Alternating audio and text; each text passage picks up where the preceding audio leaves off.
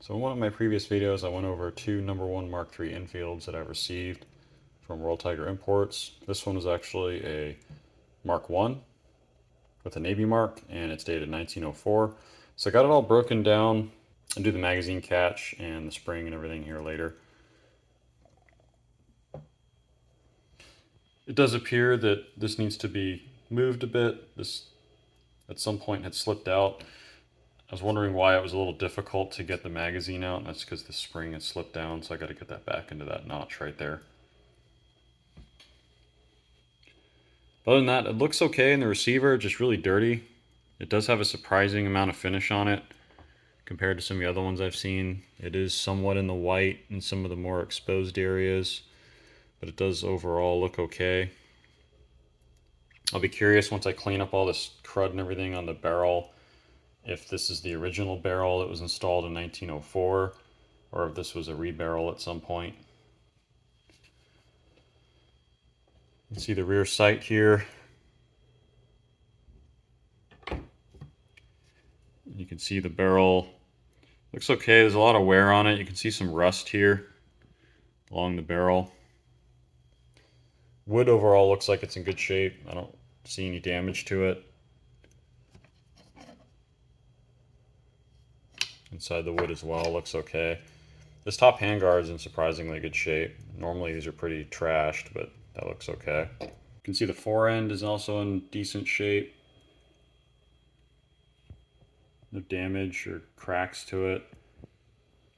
The wood's in surprisingly good shape, especially where that rust was forming. Usually the wood will get pretty badly corroded. So overall the fore end here is in pretty good shape. Should clean up really nicely.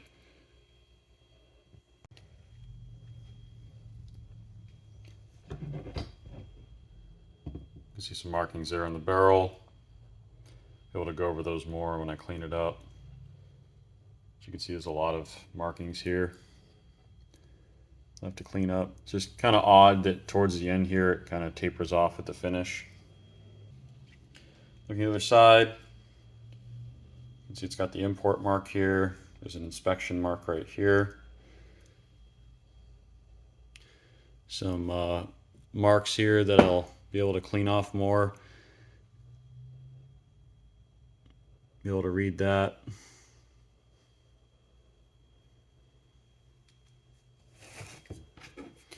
Now, it's a little concerning here how much rust is on the barrel.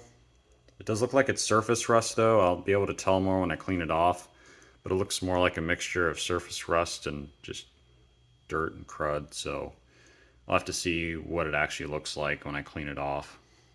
See if there's any actual pitting or anything under there.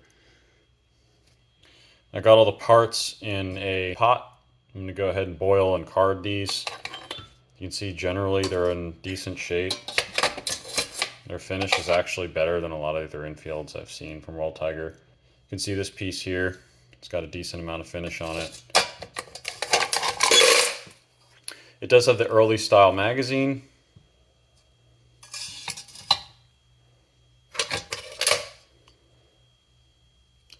And it does have a cylinder bolt, not a wasted stock bolt.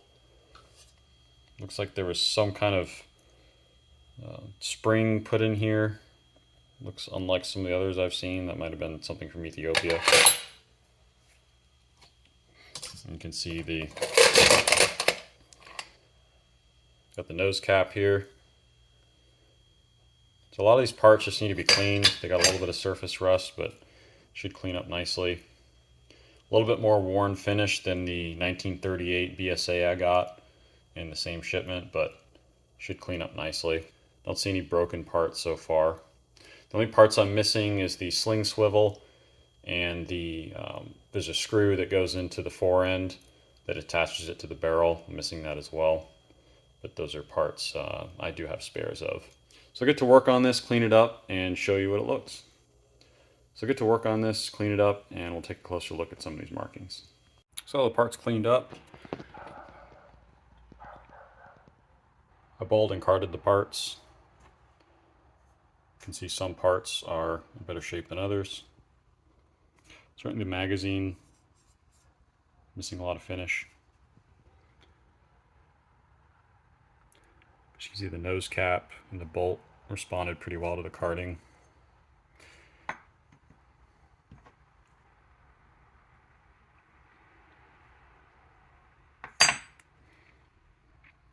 Got all the screws in here so I don't lose them.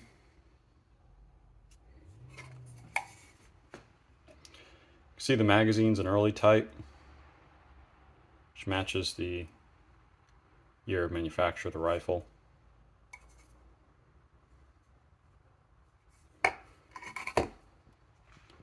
So overall the parts look pretty good.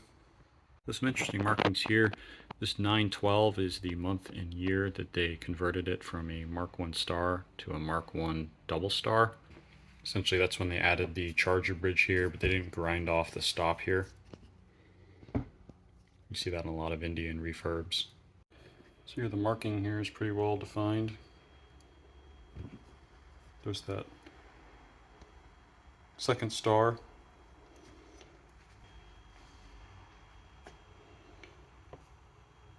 Looking down the rifle, there's a lot of hardened grease and everything I had to clean off. You can see a lot more marks here underneath the Knox form. You can see there's a 21. I'll have to research more on some of these marks, but definitely a lot of inspection marks on here.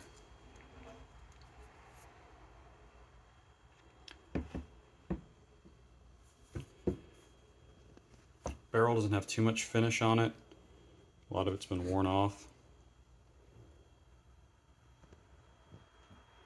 On the other side here, you can see there's a lot of pitting. Still kind of working it out. There's a lot of rust I got out of there.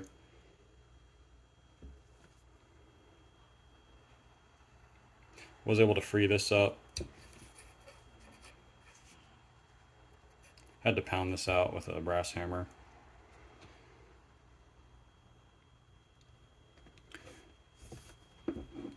Rear sight's in pretty good shape. You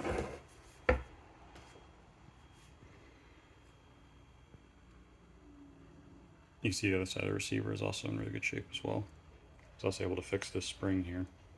Look at the rear receiver here. You can see there's a mark here of JC. Let's go ahead and reassemble this and show you how it looks. I've got the rifle all cleaned up. Take a closer look at it. The butt plate looks good. It is missing a disc here in the stock. However, that was frequently removed as part of repair processes. So it's certainly fine to not have one there.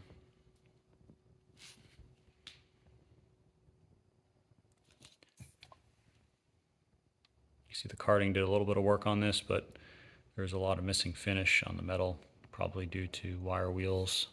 You can see the mark looks pretty good. You can see the King's Crown with the ER for, at the time, King Edward. And you have Enfield, which is a manufacturer. 1904 is the date, and it's a short Lee, and it's a Mark 1 with 2 stars. You can see that magazine cutoff. It's a pretty interesting feature. Also added an original sling.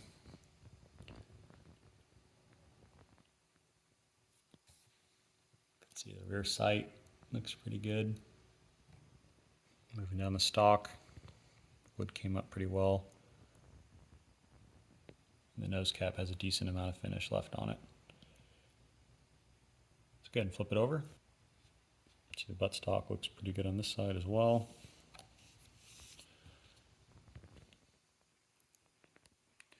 Right there is the N for the Navy mark.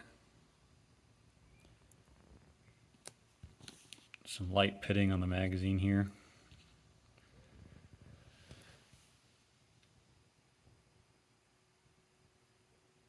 I went ahead and took a sling swivel off of one of the drill purpose Enfields I have, as well as a screw that I put here that I took off of the drill purpose Enfield as well. And then here's the nose cap. You can see the screw was broken at some point. I'll probably also replace this off of one of my drill purpose rifles.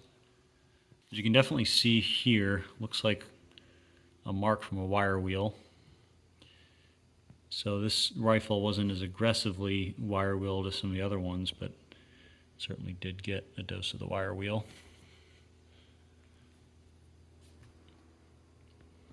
You can see from the underside, wood looks pretty good. There's that sling swivel.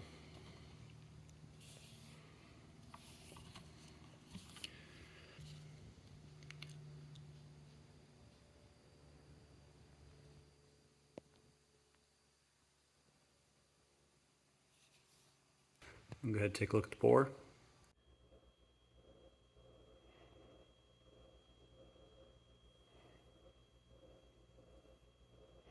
So the bore looks pretty good. Overall, it's a pretty good rifle.